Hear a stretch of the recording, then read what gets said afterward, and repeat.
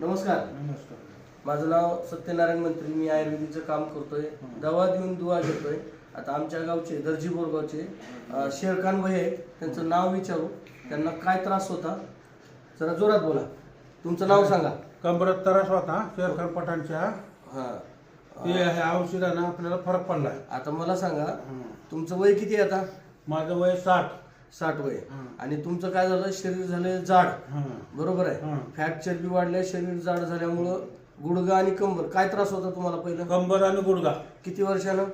हे काय तर 20 वर्ष झालं असेल. 20 वर्षानं तुम्हाला गुडघ्याचा आणि कमरेचा, म्हणजे नेमकं गुडघे काय होतात?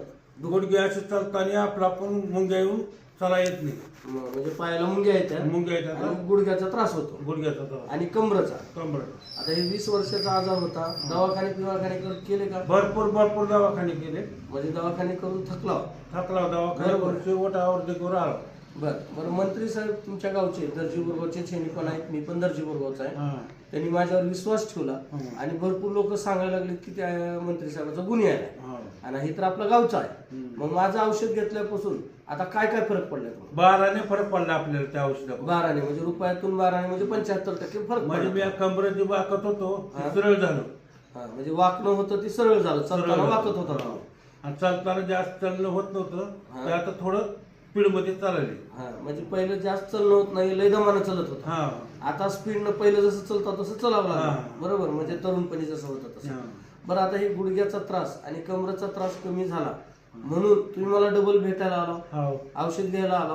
बरं, आता हे आयुर्वेदिक घेतल्यामुळे फरक वाटतंय का नाही? फरक वाटतोय मग आरोग्य आहे डबल. तुम्ही खरं सांगाल का खोटं सांगाल? खरं सांगाल ना. मला खोटं सांगून काय करायचं? मला पैसे भेटणार. आणि तुम्ही पण पैसे देऊनच माझ्याकडून औषध. मी असं का विचारतोय, तुमच्यासारखे भरपूर पेशंट परेशान आहेत, लाख 2-2 लाख गोळ्या औषध मध्ये घालून परेशान आहेत. माझ्या आयुर्वेदिकनं फरक पडलाय. तुमच्यासारखे असे पेशंट त्रस्त आहेत, त्यांनी माझ्या विश्वास ठेवून आयुर्वेदिक घ्यावं का नाही? घ्यावा औषध घ्यावं. मधारात औषध घेऊन त्याचा अनुभव घ्यावा. एक फरक तर खाऊन बघावा, आपला फरक पडला काय द्यायचं. बरोबर. आम्हाला एका फरकामध्ये फरक पडलाय, दुसरा फरक चालू केलाय. बरोबर. मग हे आयुर्वेदिकनं तुम्हाला फरक पडलाय. तुमच्यासारख्याचा आशीर्वाद मिळावा म्हणून मी काम करतोय. धन्यवाद. नमस्कार.